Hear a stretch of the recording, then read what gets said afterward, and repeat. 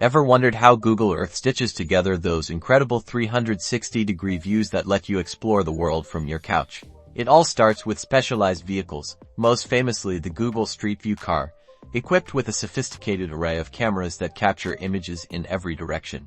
These cameras, usually numbering around 15, simultaneously snap overlapping photos, ensuring complete coverage of the surroundings. But cars aren't the only option.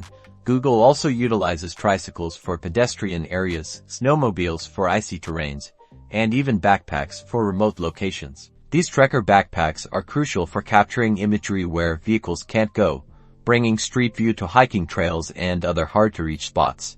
Once captured, the raw images are fed into powerful algorithms that perform a process called stitching, seamlessly blending the overlapping photos into a 360-degree panorama.